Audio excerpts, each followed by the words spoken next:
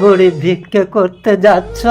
আজ তো পৌষ পার্বণ, লোকের বাড়ি থেকে পিঠে চেয়ে আনবে, আমি খাবো।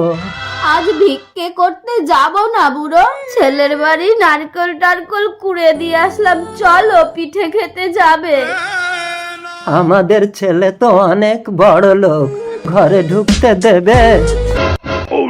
এই দেখো, এই পিঠাটা কিন্তু খাবে না, এতে বিষ দিচ্ছি, ঘরে ভীষণ ইঁদুরের উৎপাত হয়েছে। মা বাবা রাখি মন। তারাও পিঠে দেবে। পিঠে থালাটা ধরো। দেখেছো, বললাম না তোমার বাবা মা ঠিক খাওয়ার সময় এসে ওকে ঝুঁকি মারবে। মা, এই তুমি ভিক্ষা করতে যাও না বলে বাবাটা আমার খেতে পায় না। পিঠে খেতে খুব ভালো, বলো বুড়ি? তুমি একটু উঠোন টুঠন গুলো ঝাঁট দিয়ে দাও, তাহলে বৌমা আমাদের পিঠে খেতে দেবে। আর পিঠা কই?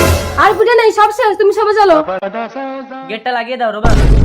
খোকা, খুব খিদে লেগেছে, দুটো পিঠে খেতে দাও না বৌমা। এই তো ছেলে বৌমা আমাদের জন্য একটা পিঠা রেখে দিয়েছে। এতে সাদা সাদা কিসের গুঁড়ো? এগুলো দুধের গুঁড়ো, কত কষ্ট করে ছেলেকে মানুষ করেছি, পিঠে খাবো না মানে? এই পিঠেটা আমি আর তুমি ভাগ করে খাবো বুড়ি। ভাগ্যে দেখি খেলা। বাবা তুমি চলে গেলে